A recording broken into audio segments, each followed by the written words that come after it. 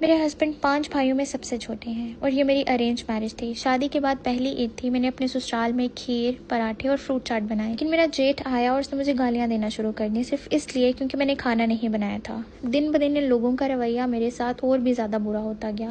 مجھے بہت جلدی پریگننسی ہو گئی تھی اور پریگننسی کرٹیکل بھی تھی۔ میں اتنی پڑھی لکھی لڑکی، اچھے خاندان سے تھی، لیکن سسرال میں مجھے صرف ایک نوکر سمجھا گیا۔ جٹھانی کمانڈ کرتی تھی، باہر نکلو، صفائی کرو، دودھ تک چھپا لیا جاتا تھا اور فریج لاک کر دیا جاتا۔ مجھے آگ پہ کھانا بنانا پڑتا تھا۔ اتنی مینٹلی ڈسٹرب ہو گئی تھی کہ مجھے پینک اٹیکس آنے لگے۔ ہر دن گالیاں، شوہر سے کہتی تو کہتا وہ میرا بڑا بھائی ہے، چپ رہو۔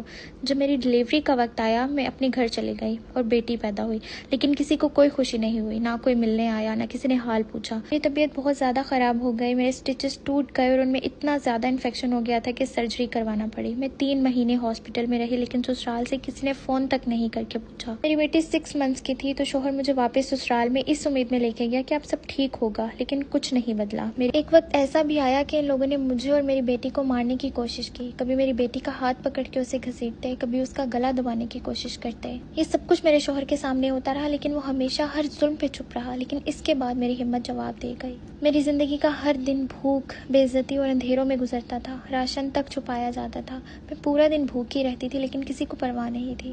اگر میری بیٹی کا دودھ فریج میں رکھا ہوتا تو وہ لوگ اسے نکال کے پھینک دیتے۔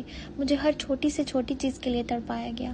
میری جٹھانی مجھے رات دن گالیاں دیتی، ذلیل کرتی اور یہاں تک کہ میرے کردار تک پہ الزام لگاتی تھی۔ میرا شوہر ہمیشہ خاموش رہا، جیسے اسے کچھ نظر ہی نہیں آتا تھا۔ وہ جو کچھ کماتا نہ مجھے دیتا نہ میری بیٹی کو۔ اس کے کپڑے، دودھ، ہر ضرورت کی چیز میری امی بھیجتی تھی۔ اس گھر میں نہ تو میں محفوظ تھی اور نہ ہی میری بیٹی۔